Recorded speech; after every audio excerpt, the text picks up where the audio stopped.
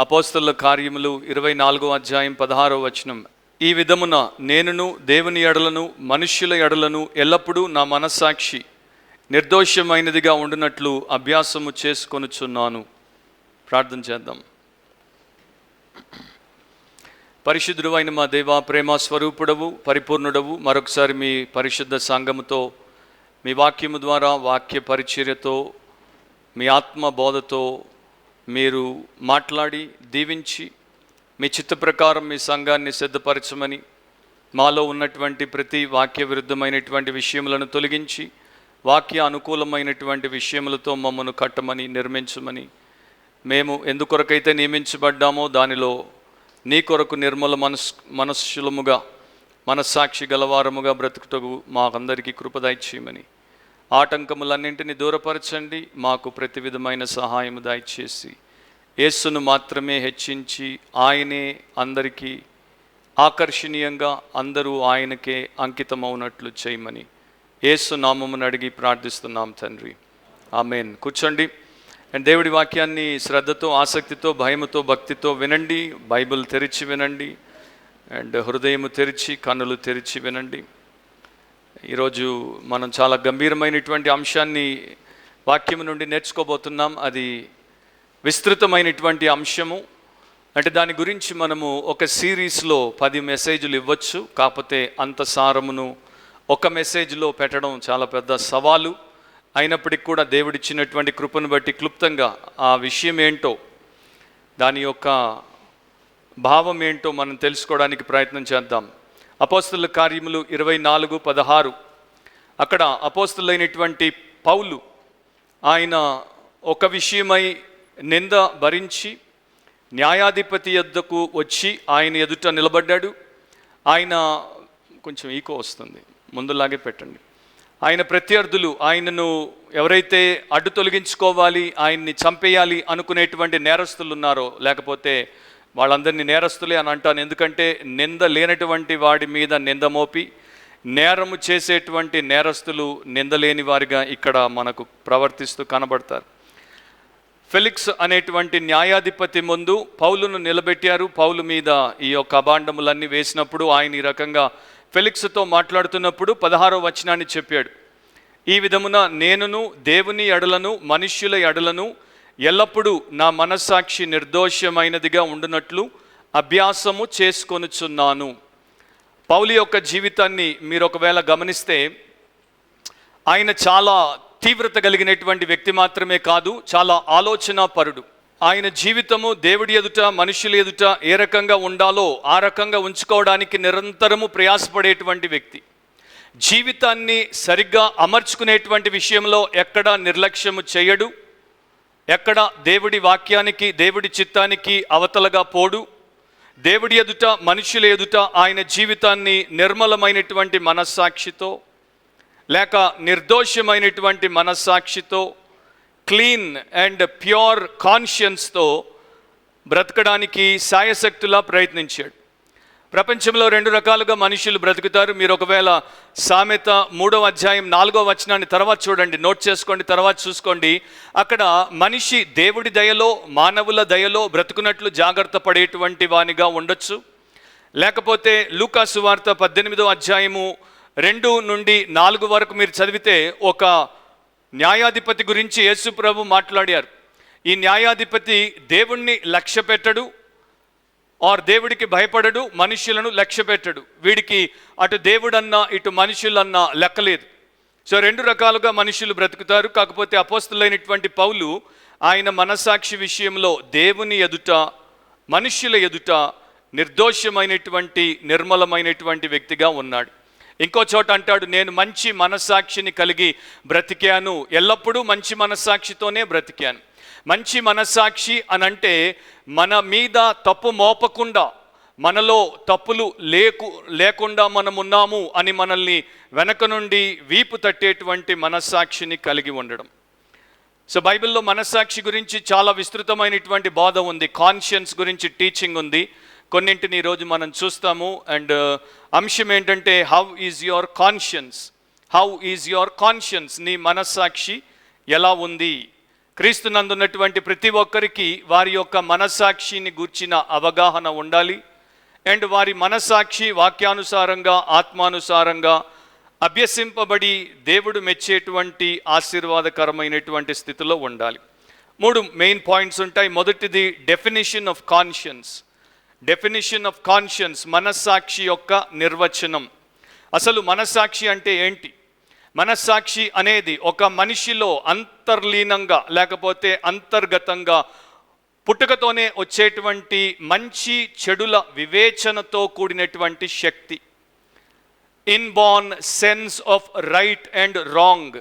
ఇది మంచి, ఇది చెడు అని మనకు తెలియచేసేటువంటి ఒక అంతర్గత శక్తి. ఆర్ ఇన్బిల్ట్ డివైజ్ అనొచ్చు. లోపల దేవుడు పెట్టినటువంటి ఒక పరికరం, ఫ్యాకల్టీ ఆఫ్ ద సోల్, మన ఆత్మలో పనిచేసేటువంటి ఒక విషయం, ఒక యంత్రాంగం. ఆర్ కాన్షియన్స్ని ఈ రకంగా కూడా మనం చెప్పొచ్చు, self conscious of his own condition. తన పరిస్థితిని బట్టి తనకు పూర్తి అవగాహనను కలిగి ఉండుట. అంటే తానేమై ఉన్నాడు, తానేమై ఉంది, దేవుడి ఎదుట వారు రైట్గా ఉన్నారా, రాంగ్గా ఉన్నారా, వారి యొక్క క్రియలు, వారి యొక్క ఉద్దేశాలు సరైనవిగా ఉన్నాయా లేవా అని తెలుసుకోగలగడం. వైన్ అనేటువంటి ఒక గ్రీక్ స్కాలర్ మనస్సాక్షి గురించి ఈ రకంగా వివరించాడు. ప్రతి మనిషిలో ఉండేటువంటి మనస్సాక్షి నైతికంగా అతనికి ఏది మంచి ఏది చెడు చెప్పడమే కాకుండా, మంచి జరిగినప్పుడు షబాష్ అని మెచ్చుకుంటుంది, చెడు చేసినప్పుడు తప్పుపట్టి గద్దిస్తుంది, మేలు చేసినప్పుడు సమాధానాన్ని ఇస్తుంది, కీడు చేసినప్పుడు వారికి దోషారోపణను కలిగిస్తుంది అండ్ వారిని ఎప్పుడు కూడా మంచి వైపు నడిపించే ప్రయత్నం చేస్తుంది అని అన్నాడు. కాకపోతే బిబ్లికల్గా దీని గురించి మనము అర్థం చేసుకోవడం చాలా అవసరం. మనస్సాక్షి మనకు నిజంగా చెప్పాలంటే ఇదంతా మంచి ఇదంతా చెడు అని చెప్పేటువంటి శక్తిని కలిగి ఉన్నటువంటిది కాదు. మనస్సాక్షి ఏం చేస్తుందంటే మనలో ఏది మంచి ఏది చెడు అనేటువంటి ఆలోచన మనకుందో దాన్ని బట్టి అది ఇది మంచి ఇది చెడు అని అంటుంది. సో దాన్ని బట్టి మనస్సాక్షి దానంతటా అది ఇది మంచి ఇది చెడు అని చెప్పేటువంటి శక్తితో ఉన్నటువంటిది కాదు. Conscience cannot say this is right this is wrong. Conscience can only tell you that this is right, this is wrong on the basis of the knowledge which you have within you, where you say that this is right or this is wrong. So అర్థమైంది అనుకుంటాను, లేకపోతే రెండోసారి message upload అయిన తర్వాత వినండి. So మనస్సాక్షిని ప్రతి నిమిషము ప్రతి సమయంలో నమ్మడానికి వీలుందా అంటే లేదు అనే చెప్పాలి. మనస్సాక్షి ఎలాంటిది అంటే ఒక సరైనటువంటి రీతిలో పని చేయనటువంటి కారు బ్రేక్ వంటిది. కొన్ని సమయాల్లో బాగానే పడుతుంది, కొన్ని సమయాల్లో పడదు. సో కొన్ని సమయాల్లో పనికి వస్తుంది, కొన్ని సమయాల్లో పనికి రాదు. అందుకనే మనస్సాక్షి విషయంలో తగు జాగ్రత్తతో దేవుడు చెప్పినటువంటి రీతిలో మనం వ్యవహరించాలి. బైబిల్ ప్రకారం 2 కొరింథీ 4:2 ప్రకారం ప్రతి మనిషికి మనస్సాక్షి ఉంది అండ్ ప్రతి మనిషి మనస్సాక్షి అనేటువంటి దాన్ని దేవుడి దగ్గర నుండి పొందుకున్నాడు. ఒక ఆయన అంటాడు, conscience is a human capability. మనస్సాక్షి అనేది మానవులకు దేవుడిచ్చినటువంటి ఒక సామర్థ్యం, ఆలోచించేటువంటి వివేచన ఒక సామర్థ్యం, మాట్లాడగలిగేటువంటి సంభాషణ ఒక సామర్థ్యం. అలాగే మనస్సాక్షి మంచి చెడుల మధ్యలో విచక్షణ కలిగి ఉండుట దేవుడు మనకిచ్చినటువంటి ఒక సామర్థ్యం, కెపాసిటీ లేకపోతే కేపబిలిటీ. అందరూ దాని యొక్క ఫుల్ కెపాసిటీలో వాడతారా? వాడరు. మోస్ట్ ఆఫ్ ద పీపుల్ వాడరు. అది కూడా మీకు కాసేపు అయితే అర్థమవుతుంది. మన యొక్క మనస్సు చెడిపోయింది, హృదయం చెడిపోయింది, దేహము చెడిపోయింది, మనము చెడిపోయాము. దాని ప్రకారము పాపము వలన పతనంలో పడినటువంటి ప్రతి మానవుడు వాని యొక్క మనస్సాక్షిలో కూడా అపవిత్రపరచబడి చెడిపోయాడు. గ్రీక్ న్యూ టెస్టమెంట్లో కాన్షియన్స్ అనేటువంటి పదాన్ని వాడినప్పుడు దాదాపు అనేక సార్లు వాడబడినప్పుడు దాన్ని సూనాయ్ డేసిస్ అనేటువంటి పదముతో వినియోగించారు. సూనాయ్ డేసిస్. సూనాయ్ డేసిస్ అంటే joint knowledge, to know together. మనము దీనితో తెలుసుకోగలుగుట, లేకపోతే జాయింట్ విట్నెస్ అని అంటారు, ఆర్ కో పర్సెప్షన్ అంటారు. ఒకే సమయంలో ఆ యొక్క అవగాహనను కలిగి ఆ అవగాహన ద్వారా మన జీవితంలో మనము ఒక అనుభూతికి గురి కావడం. ఆదాము అవ్వలిద్దరు కూడా దేవుడి యొక్క ఆజ్ఞను మీరి పాపము చేశారు. పాపము చేయగానే వారి యొక్క మైండ్లో తెలిసిపోయింది వారు ఆజ్ఞను అతిక్రమించారని.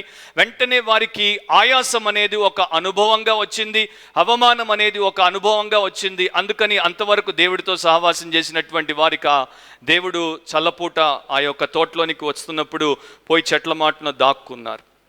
మనసాక్షి గురించి సామెత 20:27 ఈ రకంగా రాయబడి ఉంది. ప్రావర్బ్స్ 20:27 దేవుడు పెట్టినటువంటి మరి తెలుగు బైబిల్లో నరుని ఆత్మ యెహోవా పెట్టిన దీపము, అది అంతరంగములన్నీ శోధించును. అంటే మనిషిలో మోరల్ జడ్జిమెంట్ని, నైతికంగా ఏది మంచిది ఏది చెడు అని చెప్పగలిగేటువంటి ఒక సామర్థ్యాన్ని దేవుడు మానవులకు అనుగ్రహించాడు. ఈ మనస్సాక్షి విషయంలో ఇంతకుముందు చెప్పినట్టుగానే ఒకటి గుర్తుపెట్టుకోవాలి, conscience can be an instructive guide, but it is not an infallible guide. అది మనకు బోధ చేసేటువంటి, దారి చూపేటువంటి గురువుగా ఉండొచ్చు, మార్గదర్శిగా ఉండొచ్చు. కానీ తప్పు లేనటువంటి, లోపము లేనటువంటి గురువు లేక మార్గదర్శి కానే కాదు. మనస్సాక్షి డైరెక్షన్ని మాత్రమే ఇస్తుంది, పర్ఫెక్షన్ని ఇవ్వలేదు. సో ఇవి మీరు దృష్టిలో పెట్టుకుంటే మీ మనస్సాక్షితో ఎలా వ్యవహరించాలో మీకు అర్థమవుతుంది. మోడర్న్ రీసెర్చ్, ముఖ్యంగా సైకాలజీ వచ్చిన తర్వాత సైకాలజిస్టులు దేవుడికి వ్యతిరేకంగా, బైబిల్కి వ్యతిరేకంగా, మానవ జీవితంలో ఉన్నటువంటి పాపానికి వ్యతిరేకంగా ఆలోచించి అనేక విషయాలు వెలుగులోనికి తీసుకొని వచ్చారు. దాన్నే సైకాలజీ అంటారు. సైకాలజీ అంటే ఆత్మకు సంబంధించినటువంటి విషయాలను పఠించుట. సో మనిషిని గురించి వారు చదివినప్పుడు ఈ రకంగా వారి యొక్క పుస్తకాల్లో చెప్పారు, మనస్సాక్షి తల్లిదండ్రుల ద్వారా, ఉపాధ్యాయుల ద్వారా లేక మార్గదర్శుల ద్వారా మనిషి జీవితంలో ఏర్పడేటువంటి ఒక విషయము. వారున్నటువంటి పరిస్థితిలో వారికి ఏదైతే నేర్పబడుతుందో అది వారికి మంచి చెడుల విచక్షణ జ్ఞానాన్ని ఇస్తుంది.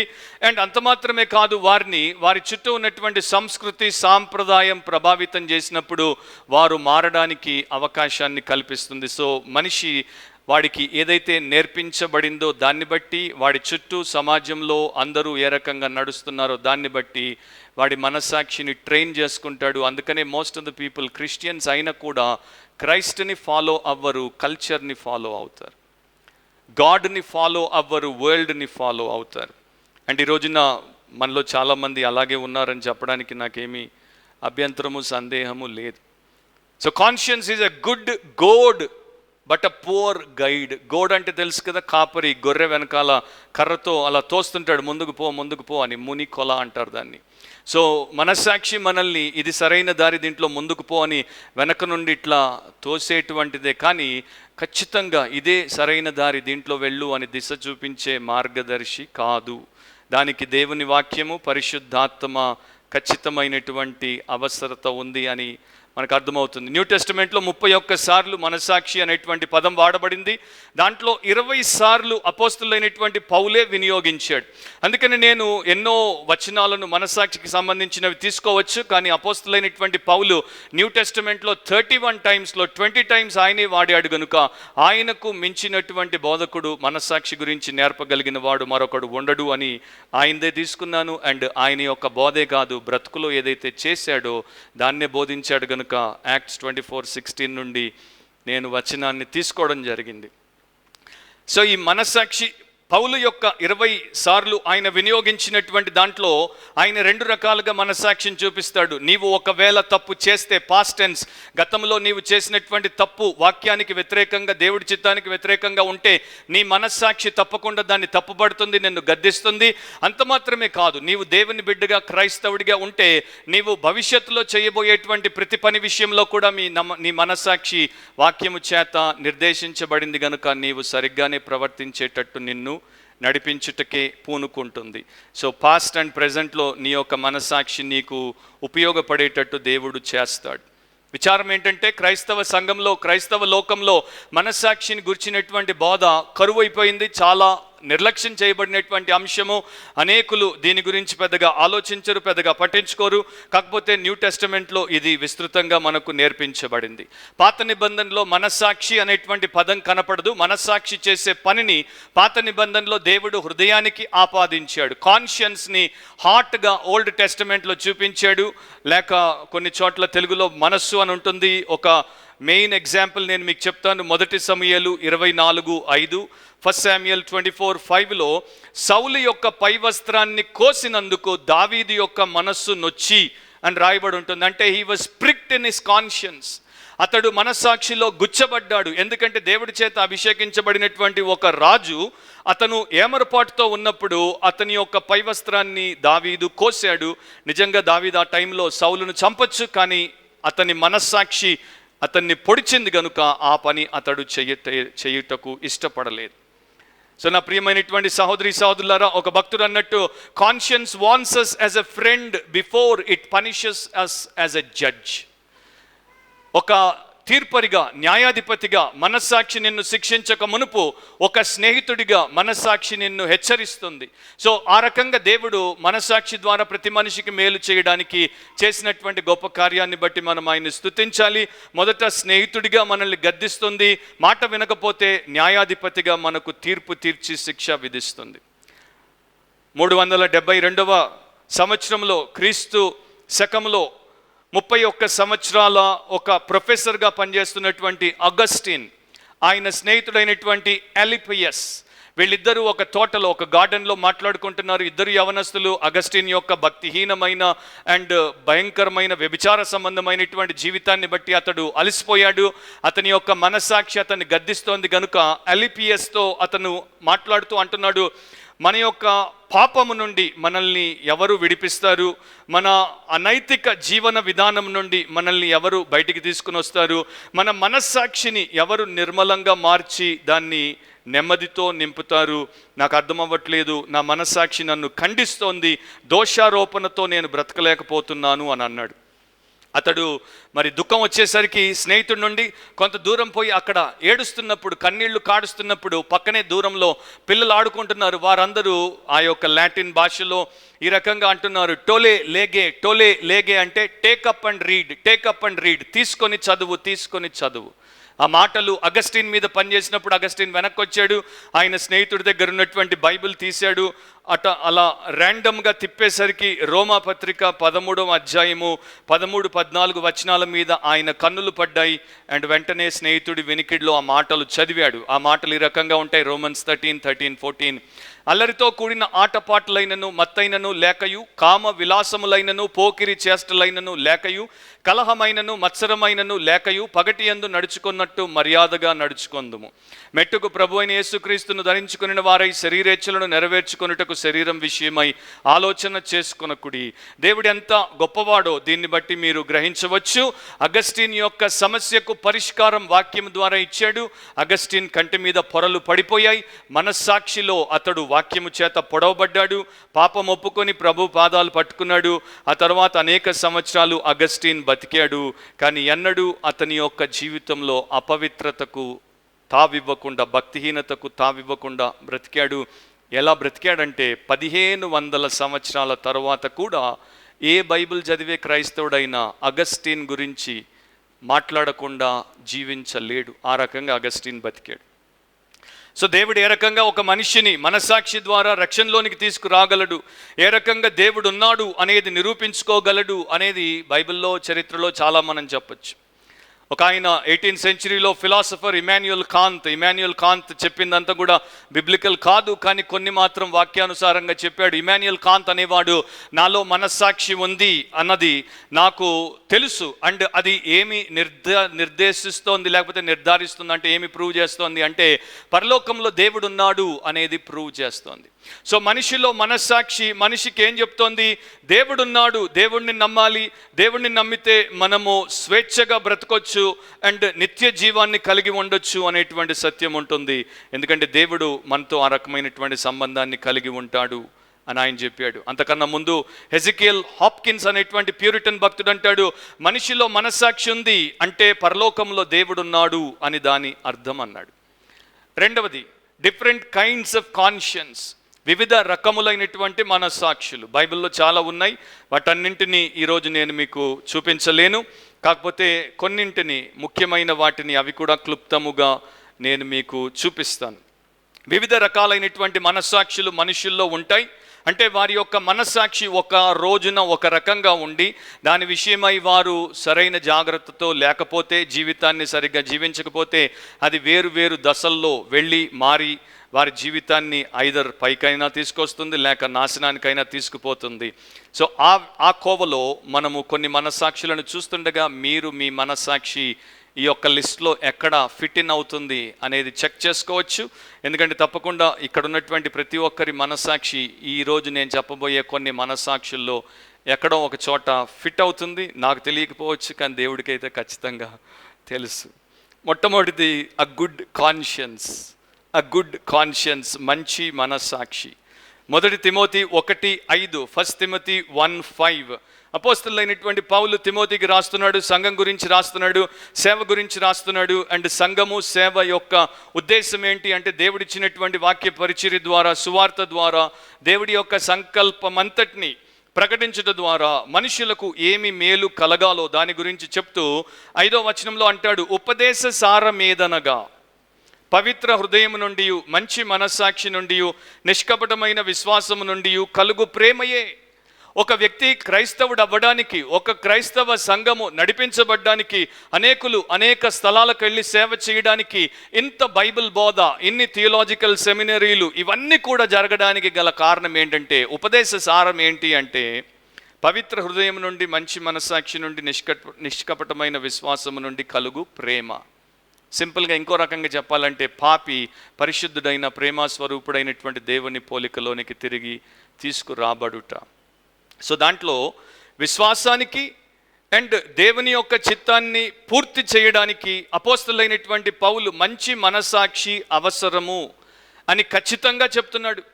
ఒక పరిశుద్ధుడు తన జీవితంలో అతి శ్రేష్టమైనటువంటి వరముగా యేసుక్రీస్తును పొందిన తర్వాత ఇంకా చాలా రకాలైనటువంటి వరాలు పొందుకుంటాడు. ఈ గిఫ్ట్స్లో ఒకానొక వరం ఏంటంటే గుడ్ కాన్షియన్స్ ఫ్రమ్ గాడ్, దేవుడి దగ్గర నుండి అతడు లేక ఆమె పొందుకునేటువంటి మంచి మనస్సాక్షి. ప్రతి విశ్వాసి దేనికోసం ప్రాకులాడాలి, దేనికోసం పరుగులు తీయాలి అంటే మంచి మనస్సాక్షి కోసం. ఈ రోజున నా యొక్క 30 సంవత్సరాల క్రైస్తవ జీవితంలో బహుశా నన్ను 10 మంది కూడా అడిగారో లేదో, బ్రదర్ నాకు ఒక నిర్మలమైన మంచి పవిత్రమైనటువంటి మనస్సాక్షి ఉండినట్లు ప్రార్థన చేయండి అని. బ్రదర్ నా చదువులో నేను మంచి మార్కులతో పాస్ అవ్వాలి, బ్రదర్ మంచి ఉద్యోగం కావాలి, బ్రదర్ మంచిగా బిజినెస్ నడవాలి, బ్రదర్ మంచి భార్య దొరకాలి, బ్రదర్ మంచి బిడ్డలు ఉండాలి, బ్రదర్ మంచి ఇల్లు కట్టాలి, బ్రదర్ మంచి కారు కొనాలి, బ్రదర్ మంచి దేశానికి పోవాలి, బ్రదర్ మంచి అది ఉండాలి, బ్రదర్ మంచి ఇది ఉండాలి. ఒక్కడంటే ఒక్కడు, 10లో మేబీ నాకు 5 మంది కూడా గుర్తున్నారో లేదో, బ్రదర్ నాకు మంచి మనస్సాక్షి కావాలి, ప్రార్థన చేయండి అని అడగలేదు. దాన్ని బట్టే నాకు అర్థమైంది వారు క్రీస్తు లేని క్రైస్తవులు అని, ముసుగులో ఉన్న మనుషులు అని. ఆర్ మేబీ అప్పటికి ఇంకా వారికి తెలియలేదేమో, తర్వాత తెలుసుకుని బాగుపడ్డారేమో. దాన్ని బట్టి దేవుడికి స్తోత్రం చెప్పచ్చు. అయితే దేవుడి యొక్క చిత్తము ఒక వ్యక్తిలో నెరవేరాలి, ప్రేమ పరిపక్వతలోనికి రావాలి అంటే తప్పకుండా ఆ విశ్వాసిలో మంచి మనస్సాక్షి ఉండాలి.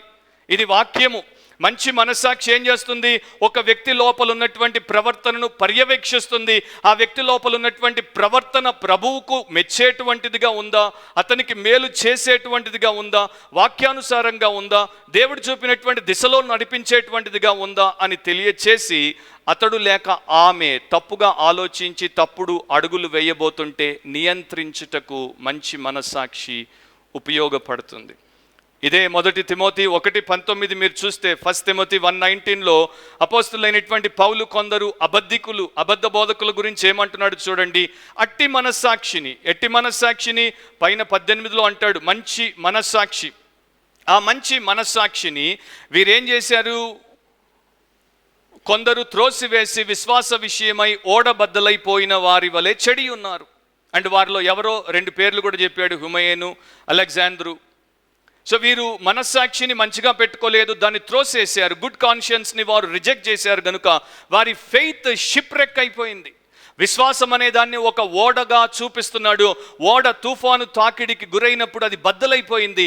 చాలామంది విశ్వాసం బద్దలైపోవడానికి, తునాతునకలైపోవడానికి గల ఒక కారణం ఏంటంటే వారిలో మంచి మనస్సాక్షి లేకపోవడం. సో పౌలు అంటున్నాడు, అవిశ్వాసుల్లాగా, అవిధేయుల్లాగా మంచి మనస్సాక్షిని కలిగి ఉండకుండా, జీవితాన్ని నాశనం చేసుకునేటువంటి వారిగా కాకుండా మంచి మనస్సాక్షి గల వారిగా విశ్వాసులు ఉండాలి. ఓ తిమోతి దాన్ని నేర్పించు.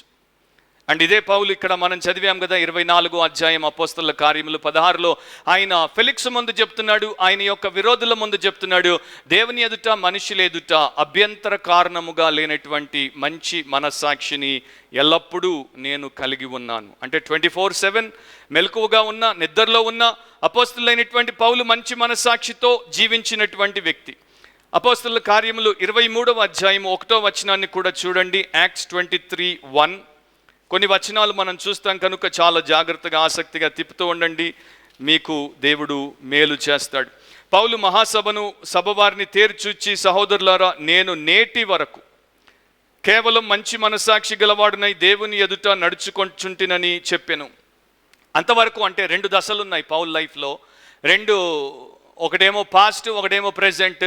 క్రీస్తులోనికి రాక మునుపు ఒక క్రైస్తవ విరోధిగా, యేసు యొక్క మార్గాన్ని నాశనం చేయడానికి పూనుకున్నటువంటి వాడిగా, ఒక నిందారహితుడైనటువంటి పరిసయునిగా అతడు ఏం చేశాడంటే క్రైస్తవులను పట్టుకొని చెరలో వేయించాడు, క్రైస్తవులను చంపుతుంటే సమ్మతించాడు. దాంట్లో గొప్ప భక్తుడైనటువంటి స్టెఫన్ను రాళ్లతో కొట్టి చంపుతుంటే ఆ కొట్టి చంపే వారి బట్టల్ని దగ్గర పెట్టుకుని ఆయన చూస్తూ సంతోషించాడు. ఆ టైంలో పౌలు యొక్క మనస్సాక్షి మంచిదిగానే ఉంది, నిర్మలంగానే ఉంది.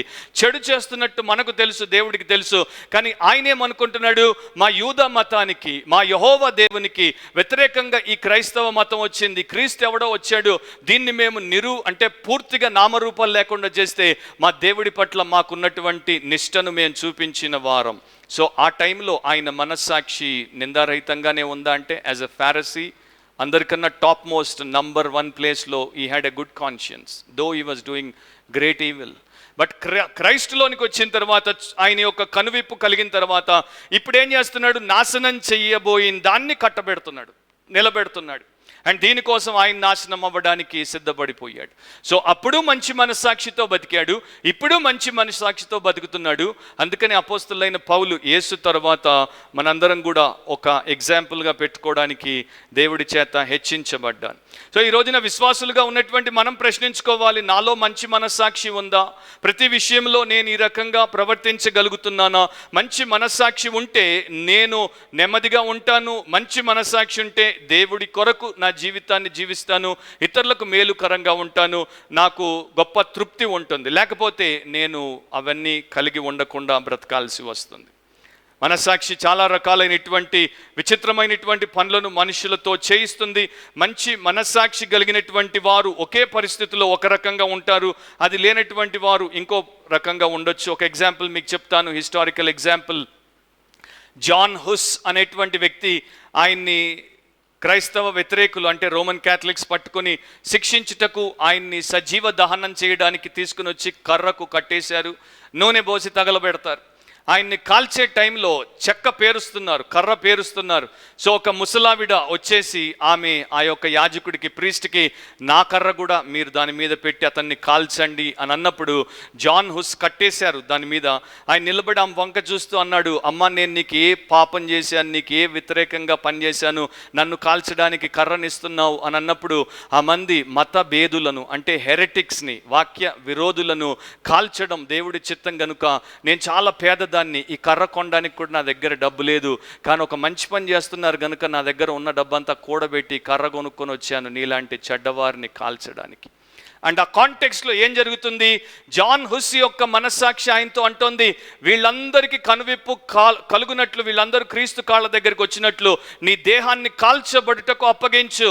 కానీ ఈ యొక్క స్త్రీ మనస్సాక్షి ఏమంటోంది, వాడొక దైవ విరోధి, వాడొక సమాజానికి పట్టిన చీడ వంటి వాడు, వాడిని కాల్చడానికి నీ దగ్గర ఉన్న కానీ అంతా కూడా ఖర్చు పెట్టి కర్ర ముక్క కొనివ్వు. You see the difference. ఒకే స్టోరీలో 2 రకాలుగా మనస్సాక్షులు పనిచేయడం. సో మంచి మనస్సాక్షి ఎంత అవసరము అనేది దీన్ని బట్టి మనం తెలుసుకోవచ్చు. అదొక రడ్డర్ లాగా మన ఓడను నడిపించేటువంటి చుక్కాని వంటిది, రాళ్ల మీద పోయి అది బద్దలైపోకుండా కాపాడేటువంటి గొప్ప కాపుదలనిచ్చేటువంటి విషయం.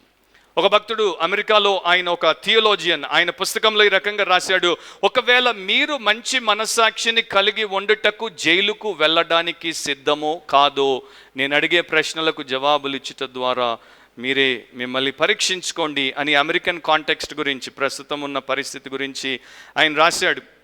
అమెరికాలో ఇప్పుడు ఏమేం జరుగుతుందో మనందరికీ తెలుసు. దేవుడికి వ్యతిరేకంగా, వాక్యానికి వ్యతిరేకంగా ప్రతిదీ చేస్తున్నారు. సో ఆయన వేసే ప్రశ్నలు, మంచి మనస్సాక్షి కొరకు మీరు జైలుకు వెళ్ళడానికి సిద్ధమేనా? అయితే మన ప్రభుత్వము వాక్యానికి వ్యతిరేకంగా ఒక పురుషునికి పెళ్లి చేయమన్నప్పుడు, ఒక స్త్రీకి పెళ్లి చేయమన్నప్పుడు మీరు దానికి వ్యతిరేకంగా మాట్లాడితే అది హేట్ స్పీచ్ కింద పనిషబుల్గా, అంటే మీరు ద్వేషంతో మాట్లాడుతున్నారు, మీకు శిక్ష పడేటువంటి అవకాశం ఉంది అని వారు చెప్పినప్పుడు మీరు ఆ పని చేసి జైలుకు వెళ్తారా?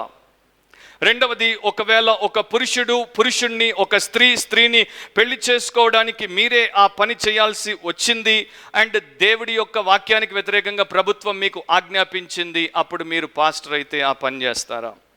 ఆర్ మన కాలేజెస్లో, మన స్కూల్స్లో అండ్ మన యొక్క ఇన్స్టిట్యూషన్స్లో తప్పకుండా ప్రొఫెసర్లను, పాస్టర్లను, థియోలోజియన్లను, పురుషుడు ఇద్దరు హోమోసెక్షువల్స్ని, లేకపోతే స్త్రీ ఇద్దరు లెస్బియన్లను ఆ స్థితిలో వారు నియమిస్తే, గవర్నమెంట్ నియమిస్తే వారి కింద కూర్చొని మీరు బోధన నేర్చుకుంటారా? లేకపోతే దాన్ని వ్యతిరేకించి జైలుకి వెళ్తారా? మీరేం చేస్తారు?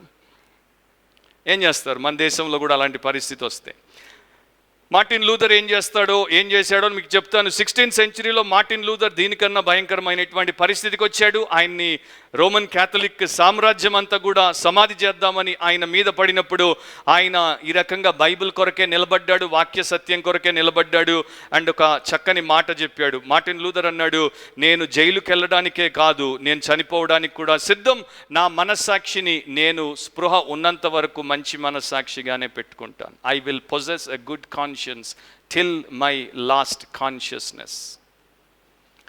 సో ఇది క్రిస్టియానిటీ. అండ్ ఆయనే అంటాడు, నేను దేవుడి వాక్యానికి వ్యతిరేకంగా, దేవుడు నాకు ఇచ్చినటువంటి ఈ యొక్క ప్లెయిన్ రీజన్, వివేకానికి వ్యతిరేకంగా పోపుల యొక్క అధికారాన్ని, సభల యొక్క అధికారాన్ని, చక్రవర్తుల యొక్క అధికారాన్ని వాక్య విరుద్ధంగా వారు చెప్పినప్పుడు చేయడానికి ఒప్పుకోను. నా మనస్సాక్షి దేవుని వాక్యము వశములోకి వెళ్ళిపోయింది. నేను దేవుడి వాక్యానికి తప్ప మరి దేనికి లొంగను. మనస్సాక్షికి వ్యతిరేకంగా పోవడం సరైనది కాదు, సురక్షితము కాదు. దేవా నాకు సహాయము చేయి అని నిలబడ్డాడు. దేవుడు సహాయం చేశాడు. సామ్రాజ్యం కుప్పగూలింది. మార్టిన్ లూథర్ నిలబడ్డాడు. పౌలు అందుకే అంటాడు 2 తిమోతి 1:3, 2 తిమోతి 1:3 తిప్పండి. తెలుగులో 3 నుండి 5 వరకు కలిసి ఉంటాయి. కావలసిన భాగాన్ని నేను చదువుతాను. నా పితృాచార ప్రకారము నిర్మలమైన మనస్సాక్షితో నేను సేవించుచున్న దేవుని ఎడల కృతజ్ఞుడనై ఉన్నాను. సో దేవుణ్ణి ఎట్లా సేవించాలి? నిర్మలమైన మనస్సాక్షితో, గుడ్ కాన్షియన్స్తో. నీవు పాట పాడినప్పుడు, నీవు ప్రార్థన చేసినప్పుడు, ఆరాధన చేసినప్పుడు, వాయిద్యం వాయించినప్పుడు, ప్రసంగం చేసినప్పుడు, కుర్చీ తుడిచినప్పుడు, కాఫీ పోసినప్పుడు, ఇంకొక పని చేసినప్పుడు నిర్మలమైన మనస్సాక్షితో చేయాలి. ఎందుకంటే ఇదంతా కూడా దేవుడి యొక్క సేవ. పౌలు ఆ రకంగా చేశాడు, భక్తులు ఆ రకంగా చేశారు. ఒక భక్తుడు అనేవాడు, a quiet conscience sleeps in thunder. ఇలాంటి మంచి మనస్సాక్షి కలిగినటువంటి వాడు తుఫాన్లో అండ్ ఉరుముల మధ్యలో నెమ్మదిగా నిద్రపోగలడు. రెండవది, అ గల్లిబుల్ కాన్షియన్స్ అంటే వీక్ కాన్షియన్స్, బలహీనమైన మనస్సాక్షి. గల్లిబుల్ అంటే తెలివి లేకపోవడం చేత తప్పిపోయేటువంటి వారు, ఈజీగా మోసపోయేటువంటి వారు. వాక్య జ్ఞానం లేకపోతే మనిషి తప్పుగా ఆలోచిస్తాడు, తప్పుగా ప్రవర్తిస్తాడు. దాని గురించి 1 కొరింథీ 8:7, 1 Corinthians 8:7 అపోస్తలుడైనటువంటి పౌలు కొరింథీ సంఘానికి రాశాడు. అక్కడ ఉన్నదాన్ని నేను ఒక్క మాటలో జిస్ట్లో చెప్తాను. 8:7 ఏమని ఉంటుంది? అయితే అందరి యందు ఈ జ్ఞానము లేదు, కొందరు ఇది వరకు విగ్రహమును ఆరాధించిన వారు కనుక తాము భుజించు పదార్థములు విగ్రహమునకు బలి ఇయ్యబడినవని ఎంచి భుజించుదురు. ఇందువలన వారి మనస్సాక్షి బలహీనమైనదై అపవిత్రమగుచున్నది. కొరింథు సంఘంలో ఉన్నటువంటి పరిస్థితి ఏంటంటే అందరూ కూడా అన్య మతము నుండి రక్షించబడ్డారు. విగ్రహారాధికులుగా ఉన్నవారు రక్షించబడ్డారు, వ్యభిచారులుగా ఉన్నవారు రక్షించబడ్డారు, వ్యసనాలలో మునిగి తేలేవారు రక్షించబడ్డారు. ఇప్పుడు విశ్వాసులయ్యారు. దేవుడి వాక్యానికి లోబడ్డానికి కొందరు ముందుకొచ్చారు, కొందరు మెల్లమెల్లగా వస్తున్నారు.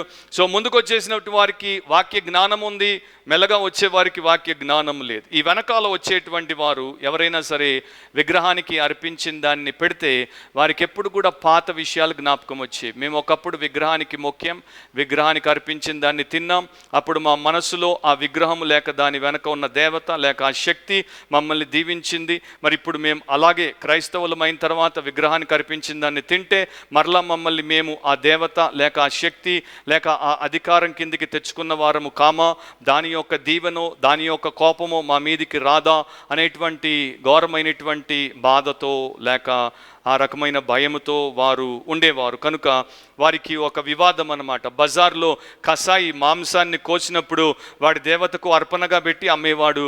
సో కొంతమంది అనేవారు కసాయి దుకాణంలో మనం మాంసాన్ని కొనొద్దు. కొంతమంది అనేవారు వాడు ఏం చేస్తే ఏముంది, బైబిల్ ప్రకారము దేవుడు ఒక్కడే, విగ్రహము ఒట్టిది, కనుక ప్రార్థన చేస్తే అంతా పవిత్రము, తినొచ్చు. సో స్ట్రాంగ్ బిలీవర్స్కి అభ్యంతరం లేదు, వీక్ బిలీవర్స్కి అభ్యంతరం ఉంది. Strong conscience, educated conscience and liberated conscience, స్క్రిప్చర్తో మరి ఎన్లైటెండ్ కాన్షియన్స్కి ఆ సమస్య లేదు. కానీ అలా లేనటువంటి బలహీన మనస్సాక్షులకు ఆ సమస్య ఉంది. అందుకనే చూడండి, ఇప్పటికి కూడా చాలామంది పాత మూఢ నమ్మకాల పట్టులోనే బతుకుతుంటారు. సూపర్స్టిషియస్ క్రిస్టియన్ సెయింట్ అయిన తర్వాత కూడా ఇంకా సూపర్స్టిషియస్ లైఫ్ స్టైలే ఉంటుంది. అది మంచిది కాదు. ఓల్డ్ హ్యాబిట్స్ డై హార్డ్ అని అంటారు ఇంగ్లీష్లో. పాత అలవాట్లు కష్టంతో చేస్తాయంట. సో వీళ్ళకి ఈ సమస్య. అందుకనే వీరి యొక్క మనస్సాక్షి బలహీనమైనది. ఎందుకంటే పౌలు అంటున్నాడు, అందరి యందు ఈ జ్ఞానము లేదు. సో అందరికీ విషయం తెలియదు. బైబిల్ ప్రకారము దేవుడి వాక్య సత్యము జ్ఞానం మనకు లేకపోతే మన మనస్సాక్షి బలహీనంగా ఉంటుంది. అందుకనే బైబిల్ బోధ మనకు అవసరం. ఈ రోజున క్రైస్తవ లోకంలో అపవిత్రమైన బలహీనమైన మనస్సాక్షి కలిగిన వారే 99%. జాగ్రత్తగా వినండి.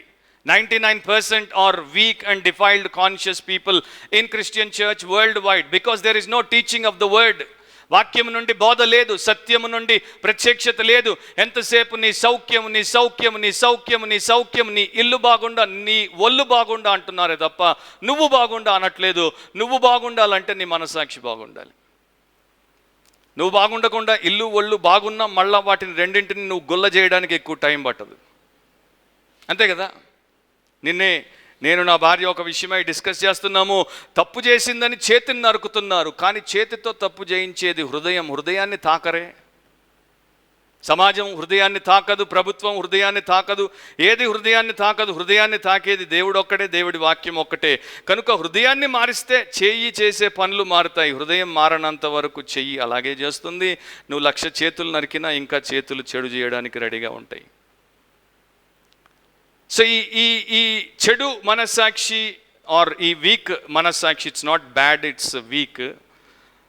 దాని గురించి ఒక స్కాలర్ ఏమంటాడంటే, ఈ బలహీనమైన మనస్సాక్షి, వాత వేయబడిన మనస్సాక్షి, ఈ రెండింటి మధ్యలో వ్యత్యాసం ఏంటంటే, వాత వేయబడిన మనస్సాక్షిక ఎందుకు పనికిరాదు, అది చచ్చిపోయింది. కానీ బలహీనమైనటువంటి మనస్సాక్షి ఎలాంటిదంటే హైపర్ సెన్సిటివ్, అతి స్పృహ కలిగినటువంటిది. అంటే ప్రతిదానికి ఇదైపోతుంటుంది. చూడండి, బెంబేలెత్తిపోవడం, గాబరా పడిపోవడం, ఓవర్ యాక్టివ్ అన్నమాట. చిన్న చిన్న విషయాలు అవి అసలు యాక్చువల్గా దేవుడి దృష్టిలో పాపమే కాదు, కానీ దేవుడు వేటినైతే పాపాలంటాడో అవి కాకుండా పాపములుగా ఎంచబడినటువంటి వాటి విషయంలో ఇది పాపమేమో, ఇది పాపమేమో, ఇది పాపమేమో అని తెగ బెంబేలు పడిపోయి వారి యొక్క మనస్సాక్షిలో దాన్ని ఫీడ్ చేసుకొని దాని ప్రకారం నడిచేటువంటి వారు హైపర్ సెన్సిటివ్ అంటారు. చూడండి, అండ్ ఈ బలహీనమైనటువంటి మనస్సాక్షి కలిగినటువంటి వారే ఎక్కువగా వారి మనస్సాక్షితో బాధపడుతుంటారు. ఎందుకంటే ప్రతి చిన్నది వారికి ఒక సమస్య. బలమైనటువంటి జ్ఞానం కలిగినటువంటి మనస్సాక్షి కలిగిన వారు ఆ రకంగా ఉండరు. వారు చక్కగా వెళ్తారు, మంచి వాటిని ఆస్వాదిస్తుంటారు. కానీ ఈ యొక్క బలహీనమైన మనస్సాక్షులు ఎక్కడికైనా వచ్చారనుకోండి, అక్కడ మీటింగ్ జరుగుతున్నా, అక్కడ ఈటింగ్ జరుగుతున్నా వీరికి ప్రతిదీ ఆయాసకరంగానే ఉంటుంది. ఏమి తినకుండానే కడుపు నిండిపోతుంటుంది. అండ్ అట్లా బలహీనమైనది మరలా దెబ్బతింటూ పోతే గాయపరచబడుతుంది. వీక్ తర్వాత వూండెడ్ కాన్షియన్స్ అయిపోతుంది. అలాంటి వారు వాక్యము చేత దాంట్లో నుండి ఎదిగి బయటపడవచ్చు. ఓ సేవకుడు, ఆయన సంఘంలో ఒక సభ్యురాలు, ఆమె ఒక కుమార్తె ఈయన ఇంట్లో పనికత్తే, అంటే మెయిడ్ అనమాట.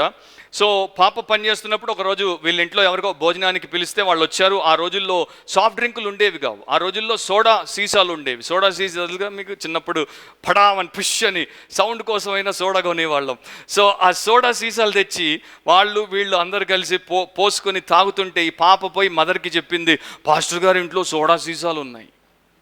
నెక్స్ట్ డే ఆ మదర్, ఈయన చర్చ్ మెంబర్, పాస్టర్ గారి దగ్గరకు వచ్చి చాలా బాధతో దుఃఖంతో ఆల్మోస్ట్ కన్నీళ్ళు వచ్చేటటువంటి పరిస్థితుల్లో అంటుంది, అయ్యగారు నాకు తెలుసు నా భర్త పెద్ద తాగుబోతు, మీకు తెలుసు, అండ్ నాకు ఆ సీసాలంటే ఎందుకో పడదయ్య గారు. మీరు ఆ సోడా నాకు తెలుసు అది మద్యం కాదని, ఆల్కహాల్ కాదని సోడా అని తెలుసు, కానీ నా కోరిక అయ్యగారు మీ ఇంట్లో సీసాలు ఉండొద్దు అయ్యగారు, మీరు సోడా తాగండి అయ్యగారు, గ్లాసులో పోసుకొని తాగండి అయ్యగారు, సీసాలు వద్దండి అయ్యగారు. సో అయ్యగారికి పాపం ఆమెను చూస్తే ఆయనకి బాధ అనిపించి, మరి ఆయనకి, ఆయన భార్యకి, ఆయన పిల్లలకి సోడాను సీసాలో తాగడంలో అభ్యంతరమే లేదు, కానీ మెంబర్కి అభ్యంతరం కనుక ఆ రోజు నుండి సోడా తాగినప్పుడల్లా, మీకు మీరు గుర్తొస్తున్నారా? సో ఇట్లాంటివి ఉంటాయన్నమాట. Week conscience. సరైనటువంటి వాక్య బోధ ద్వారా అండ్ వాక్య సత్య ప్రత్యక్షత ద్వారా దీంట్లో నుండి మనుషులు బయటపడతారు. స్పర్జన్ అందుకే అనేవాడు, no man's conscience is to be a judge for another.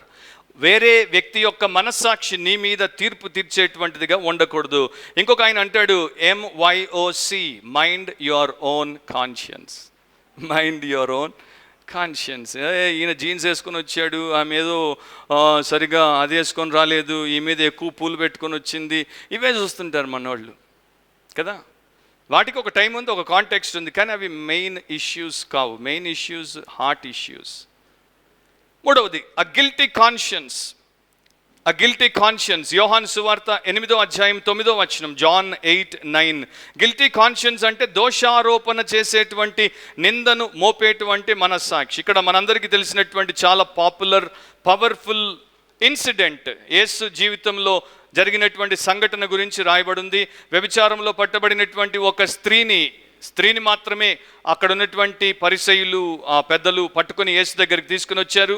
నిజానికి యేసును ఇరుకున పెట్టాలని వారు ఆ రకంగా వచ్చారు. అయితే వారందరూ మోషే ధర్మశాస్త్రం ప్రకారం ఈమెను రాళ్లతో కొట్టి చంపాలి, నీవు ఏమంటావు అన్నప్పుడు ఆయన ఈ రకంగా చెప్పాడు. యోహాను 8:8లో మీరు తర్వాత చదువుకోండి, మీలో పాపము లేనివాడు మొట్టమొదట ఆమె మీద రాయి వేయవచ్చు. 9వ వచనంలో రాయబడింది, వారు ఆ మాట విని పెద్దవారు మొదలుకొని చిన్నవారి వరకు ఒకరి వెంట ఒకడు బయటికి వెళ్ళిరి, యేసు ఒక్కడే మిగిలెను, ఆ స్త్రీ మధ్యను నిలవబడి ఉండెను, ఒక్కడు రాయి విసరలేదు. మీరు తెలుగు బైబిలే కనుక విని మీద 1 అని ఉంది, ఫుట్ నోట్లో కింద చూడండి. కొన్ని ప్రాచీన ప్రతులలో మనస్సాక్షి చేత గద్దింపబడిన వారై అని కూర్చబడి ఉన్నది. ఒరిజినల్లో ఏమని ఉంటుందంటే, they were pricked, they were condemned by their own conscience. వారిలో పాపము లేని వారు ఒకరు లేరు. సో వారి మనస్సాక్షి అనేటువంటి కోర్టు ముందు నిలబడినప్పుడు, మనస్సాక్షి వారికి తీర్పు ప్రకటించినప్పుడు, మనస్సాక్షి వారితో ఏం చెప్పింది? ఏయ్, నువ్వే పెద్ద పాపివి, ఆమె దొరికింది, నువ్వు దొరకలేదురా. అంతే కదా, ఆమె దొరికింది, నువ్వు దొరకలేదు. ఆమె దొరికింది కనుక రాళ్లతో కొట్టాలంటున్నావు, నువ్వు దొరికితే. మనస్సాక్షి వారిని గద్దించింది. యేసు కాదు వారిని గద్దించింది, బయట నుండి కాదు వారికి గద్దింపు వినబడింది, లోపల నుండి గద్దింపు వినబడింది. వారి సోల్ యొక్క వార్నింగ్ సిస్టమ్ సైరన్ మోగించడం మొదలుపెట్టింది, రాయి వదులు, నోరు మూసుకొని ఇక్కడ నుండి కదులు అని.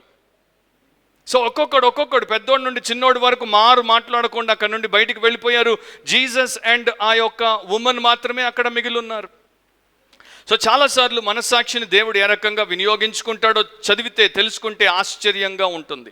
రోమీలకు రాసినప్పుడు 2వ అధ్యాయము 15వ వచనాన్ని మీరు చూస్తే, రోమన్స్ 2 or 14-15 రెండు చదువుతాను, 14-15. ధర్మశాస్త్రము లేని అన్య జనులు స్వాభావికముగా ధర్మశాస్త్ర సంబంధమైన క్రియలను చేసిన ఎడల వారు ధర్మశాస్త్రము లేని వారై తమకు తామే ధర్మశాస్త్రమైనట్టున్నారు. అట్టి వారి మనస్సాక్షి కూడా సాక్ష్యం ఇచ్చుచుండగను, వారి తలంపులు ఒకదాని మీద ఒకటి తప్పు మోపుచు లేక తప్పు లేదని చెప్పుచుండగను ధర్మశాస్త్ర సారము తమ హృదయముల యందు రాయబడినట్టు చూపుచున్నారు. అవిశ్వాసుల గురించి, దేవుడిని ఎరుగనటువంటి లోక సంబంధుల గురించి ఇక్కడ వాక్యం చెప్తోంది. వారి లోపల ధర్మశాస్త్రము మనస్సాక్షిగా మరి పనిచేస్తోంది. వారికి పూర్తి బైబిల్ తెలియదు, పూర్తిగా దేవుడి విషయం తెలియదు, కానీ వారికి కూడా తెలుసు ఇది మంచి, ఇది చెడు అని, ఇది చెడు, ఇది మనం చేయకూడదు అని. కనుక దాన్ని బట్టే వారు నడుచుకుంటారు. తెగ ప్రజల్లో ఆ రకంగానే వారు జీవిస్తూ ఉంటారు. సో మన యొక్క ఆత్మక్షేమం కోసం మనస్సాక్షిని దేవుడు సరిగ్గా వినియోగించగలడు. కానీ అది సరిగ్గా లేకపోతే అది మనకు విరోధిగా, మన మీద నింద మోపేటువంటి, దోషారోపణ చేసేటువంటిదిగా ఉంటుంది. ఒక భక్తుడు అందుకే అంటాడు, a guilty conscience is a hell on earth and points to one beyond. దోషారోపణ చేసేటువంటి మనస్సాక్షి భూమి మీద ఒక నరకం అండ్ తర్వాత ఇంకొక నరకం ఉందని చూపించడానికి రుజువు. ఈరోజు మీరు మరి అలాంటి దోషారోపణతో ఉన్నటువంటి మనస్సాక్షులతో ఇక్కడ కూర్చొని మనస్సాక్షిని గురించినటువంటి బోధ వింటున్నారేమో. మీరు కావచ్చు, లేకపోతే ఆ ఫేస్బుక్లో, ఆ యూట్యూబ్లో వినేటువంటి ప్రియులు కావచ్చు, ఎవరైనా కావచ్చు. ఆలోచించండి, బహుశా ఈ సమయంలో మీరు మీ మనస్సాక్షికి వ్యతిరేకంగా ఇతరులను మోసపుచ్చుతున్నారేమో. బహుశా ఈ సమయంలో మీరు ఇతరులతో చెప్పకూడనటువంటి అబద్ధాలు చెప్తున్నారేమో. బహుశా ఈ సమయంలో మీ మనస్సాక్షికి దేవుడికి వ్యతిరేకంగా మీ హృదయాల్లో ద్వేషాన్ని పెంచుకొని, పగను పెంచుకొని పళ్ళు కొరుకుతున్నారేమో. లేకపోతే బహుశా మీరు అకౌంట్స్లో దొంగ లెక్కలు రాశారేమో. బహుశా మీ భర్త, మీ భార్యను మీరు ఇతరులతో సంబంధం పెట్టుకొని వ్యభిచరిస్తూ మోసగిస్తున్నారేమో. బహుశా ఇంకొక తప్పు మీరు చేస్తున్నారేమో. మీరు ఏం చేస్తున్నారంటే మీ మనస్సాక్షికి ఇంధనాన్ని ఇస్తున్నారు. You are actually giving fuel to your conscience to fire back on you. అంటే మీ మనస్సాక్షికి మీరే చిచ్చు పెడుతున్నారు. అండ్ అది తూటాను పంపితే మీ గుండెకే పంపుతుంది, దోషారోపణ రూపంలో, కాండెమ్నేషన్ రూపంలో. చాలామంది అంటుంటారు, అయ్యా సిగరెట్ తాగొద్దని బైబిల్లో ఎక్కడుంది, అయ్యా జూదం ఆడొద్దని బైబిల్లో ఎక్కడుంది, డ్యాన్స్ ఆడొద్దని, క్లబ్కి వెళ్ళొద్దని, సినిమాకు థియేటర్కి పోయి చూడొద్దని బైబిల్లో ఎక్కడుంది, తాగొద్దని బైబిల్లో ఎక్కడుంది. బైబిల్లో చాలా ఉండవు. కానీ బైబిల్లో ఉన్న వాటిని బట్టి సరిగ్గా దాన్ని తీసుకుంటే దేవుని వాక్యము ఏం చెప్తుందో మనకు అర్థమైపోతుంది. ఒకడు అంటున్నాడు, చర్చ్కి వెళ్ళాలని బైబిల్లో ఎక్కడుంది? డజన్ కారణాలు నేను మీకు చూపిస్తాను. ఫ్యామిలీ ప్రేయర్ చేయాలని బైబిల్లో ఎక్కడుంది? 20 కారణాలు నేను మీకు చూపిస్తాను. తెలియకుండా మాట్లాడొచ్చు. ఇప్పుడు కోవిడ్ గురించి మనం ముక్కులకు మాస్కులు వేసుకొని తిరుగుతున్నాం. ఒకవేళ ఒక మనిషి అనుకోండి, ఒక కలుషితమైనటువంటి వాయువు, గాలి ఉన్నటువంటి ఎయిర్ పొల్యూషన్తో నిండినటువంటి ప్రాంతానికి వెళ్ళిపోయి, నేను మంచి మనస్సాక్షితో ఇక్కడ ఉన్నాను, నాకేంటి ప్రాబ్లం అని అంటే తర్వాత వస్తుంది ప్రాబ్లం. అవునా కాదా? నీకు మనస్సాక్షి మంచిగా ఉండొచ్చు, ఎయిర్ మంచిది కాదు, నువ్వు పీల్చేటువంటి ఎయిర్ మంచిది కాదు. ఒక దొంగ, నేను స్టూవర్ట్పురంకి వెళ్ళాను. స్టూవర్ట్పురం అంటేనే మీకు తెలుసు కదా, దొంగల యొక్క ఊరు. కానీ ఇప్పుడు దాంట్లో చాలామంది ప్రభు కృపను బట్టి దొరలైపోయారు, దేవుడి సేవకులు అయిపోయారు, దేవుడికి స్తోత్రం. సో స్టూవర్ట్పురంకి వెళ్తే అక్కడ ముందు అనుకునేవారంట, ప్రతి ఒక్కడు ఇతరుల పాకెట్ కొడితేనే వీళ్ళ పొట్ట నిండుతుంది. సో వాళ్ళకి అసలు దొంగతనం తప్పే కాదు, దొంగతనం తప్పు కాదు. వాళ్ళు ఏమంటారు, మన వైపు వేలెత్తి, మీరు మమ్మల్ని దొంగలు చేశారు, మీరు అసలుకి దొంగలు అని. సో వాళ్ళకి దొంగతనం తప్పు కాదు, కానీ మనందరికీ తెలుసు దొంగతనం తప్పు. నీ వాతావరణం నీతో దొంగతనం చేయించవచ్చు, కానీ దొంగతనం తప్పు అని మనకు తెలుసు. ఒకడు ఒక గురుగును తీసుకుని వచ్చి తన పొలంలో నాటుతూ, ఇది గోధుమ అనొచ్చు, కానీ 3 నెలల తర్వాత వాడికే తెలుస్తుంది అది గోధుమ కాదు, గురుగు అని. సో మనస్సాక్షితో ఆటలాడడం మంచిది కాదు. ఒక విశ్వాసి, ఒక క్రైస్తవుడు వాక్యానుసారంగా జీవించినప్పుడు మంచి మనస్సాక్షిని కలిగి ఉంటే గిల్టీ కాన్షియన్స్కి గురి కావాల్సిన అవసరం ఉండదు. అభ్యంతరం దేవుడి ముందు, మనుషుల ముందు లేకుండా బ్రతకొచ్చు. ముందుకెళ్ళిపోదాం. 4వది, a greasy conscience or defiled conscience అంటారు. అపవిత్రమైనటువంటి కాన్షియన్స్ అని అంటారు. నేను గ్రీసీ అని ఎందుకు పెట్టానంటే, చిన్నప్పుడు మా నాన్నకు ఒక బుల్లెట్ ఉండేది. సో మా నాన్న బుల్లెట్కి ఎప్పుడైనా ప్రాబ్లం వస్తే ఒక చోట మెకానిక్ ఉండేవాడు, అక్కడికి నేను మా నాన్న పోయేవాళ్ళం. సో ఆ మెకానిక్ షాప్లో ఉన్నంతసేపు వాళ్ళు పని చేస్తుంటే వాళ్ళ చేతులు నల్లగా కనిపించేవి నాకు. సో ఒకరోజు నేను కూడా డబ్బాలో తీసి పూసి చూసా, ఏంటది? గ్రీస్ ఈజీగా పోతుందా? పోదు. సో అప్పుడు నాకు ఆ చిన్నప్పటి ఎక్స్పీరియన్స్ ఇంకా ఉందన్నమాట, లైఫ్కి గ్రీస్ అంటొద్దు అని, సోల్కి గ్రీస్ అంటొద్దు, కానీ కాన్షియన్స్కి గ్రీస్ అంటొచ్చు.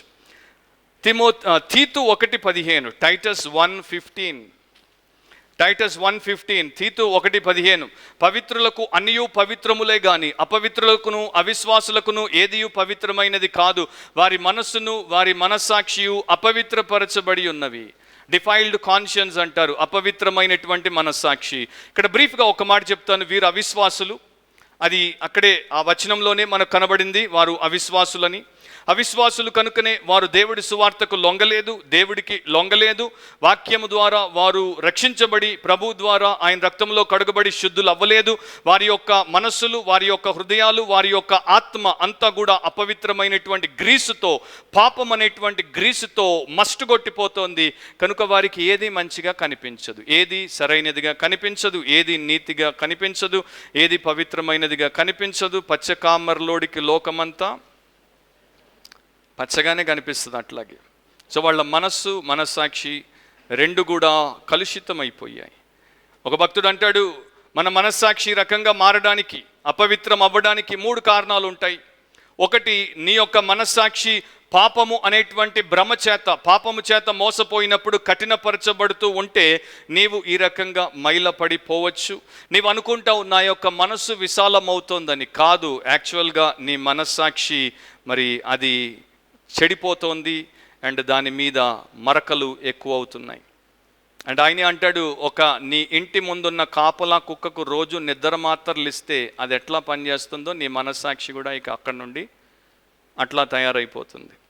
రెండవది, మన మనస్సాక్షి వాక్యానుసారంగా, ఆత్మానుసారంగా, ప్రభు చిత్త ప్రకారం కాకుండా మన చుట్టూ ఉన్నటువంటి మనుషుల ఆలోచన ప్రకారం, మన కుటుంబ సాంప్రదాయం ప్రకారం, మన సమాజం వారి సంస్కృతి ప్రకారం, లేక లోకంలో చలామణి అవుతున్నటువంటి లేటెస్ట్ ఫ్యాడ్, ట్రెండ్ ఆర్ ఇంకొక దాని ప్రకారం ఉంటే మనం తప్పకుండా తెలియకుండానే అపవిత్రమైన మనస్సాక్షి గల మనుషులం అయిపోతాం. అండ్ మూడవది, నీవు ఒకవేళ క్రైస్తవ సంఘానికి వెళ్తూ వాక్యాన్ని వింటూ ఉండి దాన్ని నీవు నీ యొక్క జీవితానికి అప్లై చేసుకోకపోతే, గ్రీస్ని కడుక్కోవాలి. అలాగే నీవు వాక్యం అనే ఉదకముతో కడుక్కోకపోతే నీవు ఇక తరువాత డిఫైల్డ్ కాన్షియన్స్తోనే బ్రతకాలి.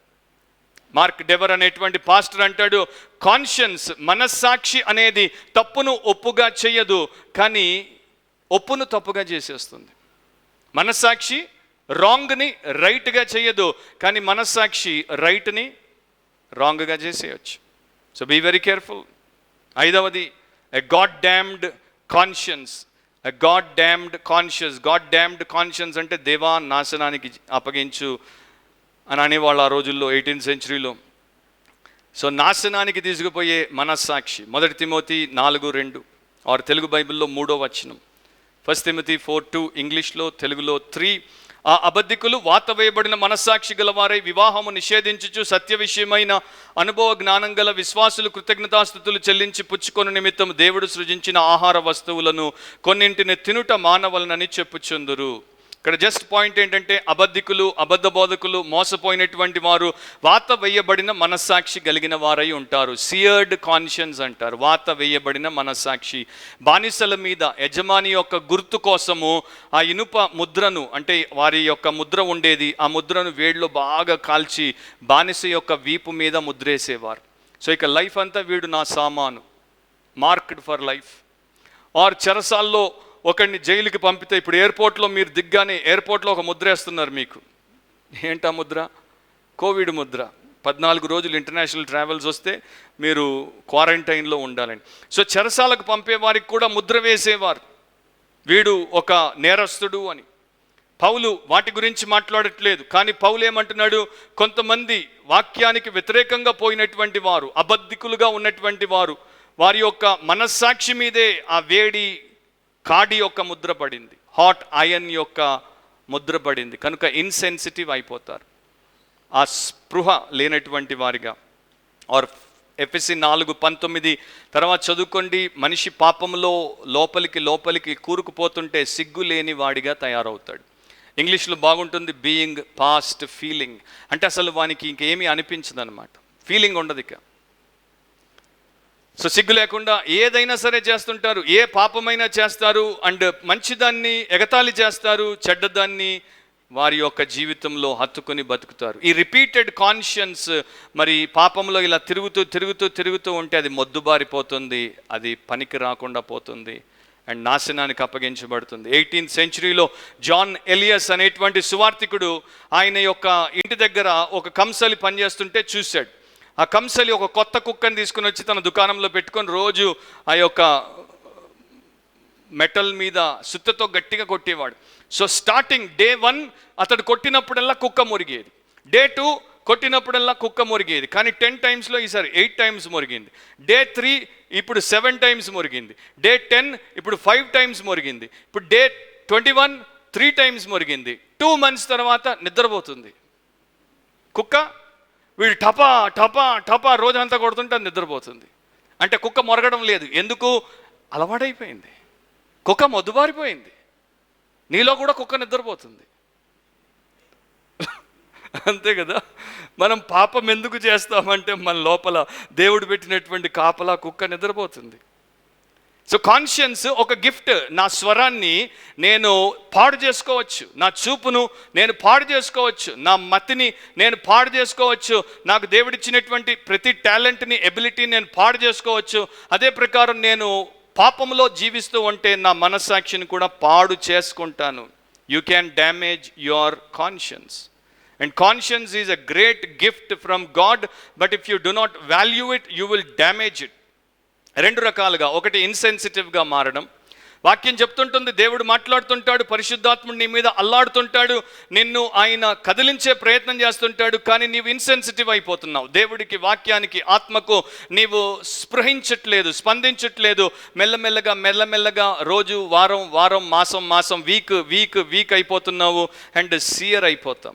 ఆర్ ఓవర్ సెన్సిటివ్ అంటే ప్రతి చిన్నదానికి గాబరా పడిపోవడం, ప్రతి చిన్నదాన్ని పెద్దగా చేసి ప్రతిదాన్ని కూడా ఇక భూతద్దంలోనే చూడడం అన్నట్టు నీవు చేయడం.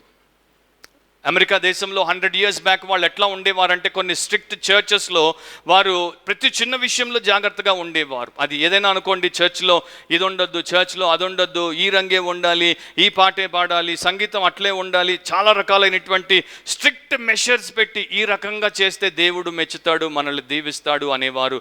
కానీ అవే సేమ్ చర్చెస్లో డీకన్స్ని పెట్టేవారు. డోర్ దగ్గర 2 డీకన్స్ ఇటొకడు నిలబడేవారు. ఎందుకోసమో తెలుసా?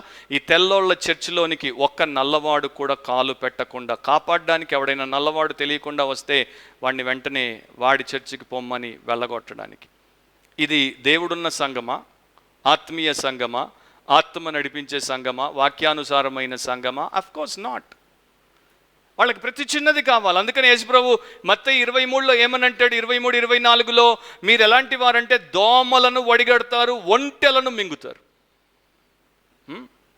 దోమలను వడిగడతారు అంటే అంత కేర్ఫుల్ అనమాట. మీరు hyper sensitive, super sensitive, over active, ప్రతి చిన్నది చూస్తుంటారు. చెప్పులు వేసుకుని వచ్చాడు, ఇంట్లో భార్యను చెప్పుతో కొడుతుంటే మీకేముండదు, చెప్పులు వేసుకుని వచ్చాడు.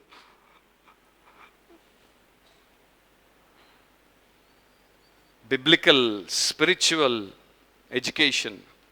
ఇక ఫైనల్ పాయింట్, గ్లోరిఫైయింగ్ కాన్షియన్స్. దేవుణ్ణి మహిమపరిచి ఇతరులకు మేలు చేసేటువంటి అద్భుతమైనటువంటి మనస్సాక్షి. దాని గురించి మరలా పౌలే మాట్లాడతాడు కొరింథీలకు రాసినప్పుడు. 2వ కొరింథీ 1వ అధ్యాయం 12వ వచనం, 2 Corinthians 1:12.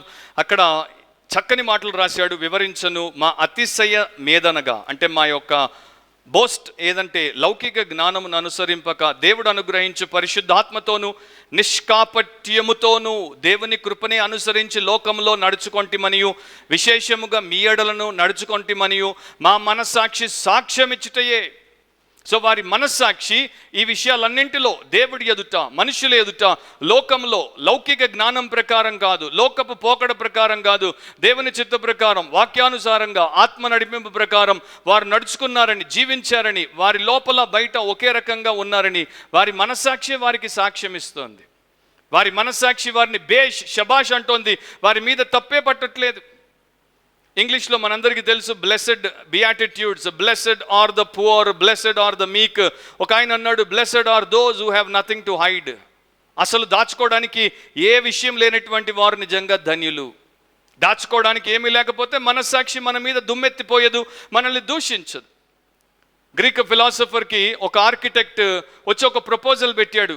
నీ ఇంటిని నేను కట్టి ఇస్తాను, దాంట్లో ఎవ్వడు కూడా చూడకుండా నీవు బ్రతకవచ్చు. ఆ ఫిలాసఫర్ కాసేపు ఆలోచించి, అంటే ఎవ్వడికి ఏం కనపడదా అంటే ఏం కనపడదు అన్నాడు. ఫిలాసఫర్ ఆలోచించి అన్నాడు, ఎంత అంటే ఇంత అని. ఆ ఆర్కిటెక్ట్ చెప్పాడు, ఇంత ఖర్చు అవుతుంది. ఫిలాసఫర్ అన్నాడు, దానికి 2 ఇస్తా, నా ఇంట్లో ప్రతి గది ప్రతి ఒక్కడికి కనపడేటట్టు కడతావా అన్నాడు. నా ఇంట్లో ప్రతి గది ప్రతి ఒక్కడికి కనబడేటట్టు కడతావా? ఆర్కిటెక్ట్ వెళ్ళిపోయాడు. ఎందుకు? మన ఇంట్లో ప్రతి ఒక్కడికి ప్రతి గది కనపడడం, అలా కట్టడం వాడికి చేతనవ్వలేదు. సో పౌలు వాడినటువంటి పదానికి అర్థం ఏంటంటే, మీరు ఏదైనా తీసుకొని సూర్యుడి వంక చూస్తే సూర్యుడిని మీ కంటి ముందు అది కనబడకుండా చేయకూడదు. మీరు ఈ యొక్క పదార్థం గుండా సూర్యుడిని చూడగలగాలి. దీన్నే సీయింగ్ త్రూ అంటారు, ట్రాన్స్పరెంట్ అంటారు. సో ఒక క్రిస్టియన్ లైఫ్ ఇట్లా ఉండాలి. అప్పుడు అలా ఉన్నప్పుడు వారి సాక్ష్యము, వారి మనస్సాక్షి ద్వారా దేవుడికి మహిమ అండ్ ఇతరులకు మేలును కలిగించేదిగా ఉంటుంది. మీరు అనొచ్చు, బ్రదర్ మరి నా మనస్సాక్షి అట్లా లేదు, నా మనస్సాక్షి చెడిన మనస్సాక్షిగా ఉంది, వాత వేయబడిన మనస్సాక్షిగా ఉంది, దోషారోపణ చేసే మనస్సాక్షిగా ఉంది, బలహీనమైన మనస్సాక్షిగా ఉంది, నేను ఇంకా ప్రభువుని నమ్ముకొని మనస్సాక్షితో ఉన్నాను. అలాంటి వారికే బైబిల్ చెప్తోంది. తర్వాత హెబ్రీ పత్రిక చదువుకోండి. నేను హీబ్రూస్లో రాయబడినటువంటి మనస్సాక్షికి సంబంధించిన విషయాలే మీకు బోధించలేదు. యేసు రక్తంలో కడుగబడి పవిత్రపరచబడిన నిర్మలమైన మనస్సాక్షిని దేవుడు మనకిస్తాడు. అక్కడి నుండి మనము మొదలు పెట్టొచ్చు. సో యూ క్యాన్, మన మనస్సాక్షి ఇప్పుడు దాకా ఎట్లా ఉన్నా పర్వాలేదు, యేసు దగ్గర మీ పాపం ఒప్పుకొని విడిచిపెట్టి ఆయన ఆశ్రయిస్తే ఆయన క్షమిస్తాడు, ఆయన శుద్ధి చేస్తాడు, మీకు ఒక నిర్మలమైన శుద్ధి చేయబడిన మనస్సాక్షిని ఇస్తాడు. ఇక ఫైనల్ పాయింట్ నేను ఎక్స్ప్లెయిన్ చేయను, జస్ట్ మీ మైండ్లో వేసి ప్రార్థన చేస్తాను. Dynamic conscience. డైనామిక్ కాన్షియన్స్ అంటే సజీవమైన మనస్సాక్షి. రోమా 9:3 పౌలు భక్తుడు చాలా శ్రేష్టమైన మాటలు రాశాడు. మీరు వాటిని ధ్యానించుకోండి. ఇవన్నీ మీరు తర్వాత ధ్యానించుకోవడానికి మీకు విడిచే పాయింట్స్. రోమన్స్ 9:3 పరిశుద్ధాత్మయందు నా మనస్సాక్షి నాతో కూడా సాక్ష్యం ఇచ్చుచున్నది, సాధ్యమైన ఎడల దేహ సంబంధులైన నా సహోదరుల కొరకు నేను క్రీస్తు నుండి వేరై శాపగ్రస్తునై ఉండగోరుదును అని అంటాడు. సో ఆయన మనస్సాక్షి పరిశుద్ధాత్మయందు ఆయనకు సాక్ష్యం ఇస్తుంది. ఆయన మనస్సాక్షి ఆయన ఏ రకంగా తయారు చేసుకున్నాడంటే, క్రీస్తు నందు పరిశుద్ధాత్మ ద్వారా ఆయన జీవితాన్ని జీవించాడు, ప్రతిదీ కూడా చేశాడు. కనుక యేసుక్రీస్తు అండ్ పరిశుద్ధాత్మ ఆయన యొక్క మనస్సాక్షిని నియంత్రించి నడిపించాయి. కనుక అతడికి ఇక ఏ విషయంలో కూడా తప్పు చేయడానికి లేక తప్పుటడుగు వేయడానికి అవకాశం లేదు. ఈ రకంగా in Christ by the Holy Spirit మనం బ్రతకడానికి, అది సజీవమైన మనస్సాక్షితో జీవించుట అంటారు. ఆ జీవితాన్ని దేవుడు మనకి ఇవ్వడానికి పిలుస్తున్నాడు. అయితే కొంతమంది అడుగుతుంటారు, ఒక బ్రదర్ అడిగాడు, నాకెట్లా తెలుస్తుంది ఇప్పుడు మాట్లాడేది నా మనస్సాక్షి లేకపోతే పరిశుద్ధాత్ముడు? How do I know whether it is my own conscience or whether it is the Holy Spirit? Very simple, your conscience can mislead you, but the Holy Spirit will never mislead you. నీ మనస్సాక్షి నీతో ఎన్నో తప్పులు చేయించవచ్చు, దారి తప్పించవచ్చు. పరిశుద్ధాత్ముడు ఎన్నడూ నిన్ను దారి తప్పించడు. పరిశుద్ధాత్ముడి స్వరం నీకు ఎట్లా తెలుస్తుంది? ఆయన యేసును గురించినటువంటి బోధ నీకు చేస్తాడు, ఆయన యేసు వైపు నిన్ను నడిపిస్తాడు, ఆయన యేసునే మహిమపరిచేటట్టు చేస్తాడు, నీలో యేసు పోలికలను అమరుస్తాడు. సో ఇది పరిశుద్ధాత్మ యొక్క నడిపింపు. అండ్ దీనికి వ్యతిరేకంగా ఉన్నదంతా నీ మనస్సాక్షి యొక్క నడిపింపు అయి ఉండొచ్చు. కాకపోతే నీ మనస్సాక్షి కూడా ఆత్మదేవునికి అలా నీవు సమర్పించుకొని సజీవమైన మనస్సాక్షితో బ్రతుకుతుంటే అప్పుడు ఇద్దరు, పరిశుద్ధాత్మ అండ్ నీ మనస్సాక్షి, దేవుడి దిశలో నిన్ను నడిపిస్తారు అండ్ నీకు క్షేమం కలుగుతుంది.